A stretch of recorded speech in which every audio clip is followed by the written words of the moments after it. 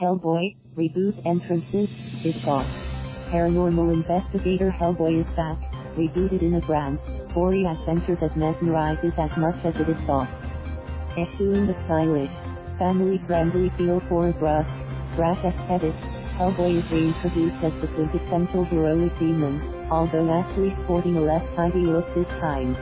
The franchise restarts with the introduction of a major villainess, the immortal sorceress Minu the Blood Queen, Mila Jovovich, whose body parts were, literally scattered and hidden, in ancient times.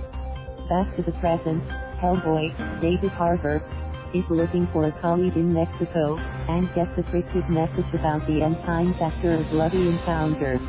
Sent by his adoptive father Trevor Brackenholm, on chain, to Europe to assist another group of monster hunters, Hellboy figures in one mystery after another, aided by the young psychic Alice, Jacqueline, and a tough agent with a potentially dangerous secret, Daniel Bacon. And, sure enough, someone is bent on reassembling the Blood Queen, which could spell the end of the mostly defenseless human race. The film by Neil Marshall, whose directing credits include Dog Soldiers and Game of Thrones, has less sheen and cohesion than Guillermo del Toro's 2004 and 2008 movies. The shift to an R-rated film, R13 in the Philippines, is understandable, as the mythology is filled with violent creatures. So there are monsters galore, some of them cursing like sailors and getting into bloodier than usual fisticuffs.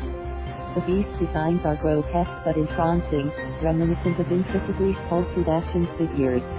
Harbour, as the new actor, does okay, so it's not entirely noticeable that it isn't Ron Perlman under the thick, red prosthetics anymore.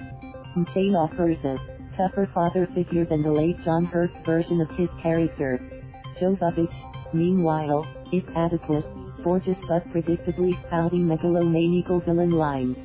And that simplicity makes this new Hellboy less engrossing, apart from the crammed in origin scenes, and an Arthurian backstory that almost feels lost in all the chaos.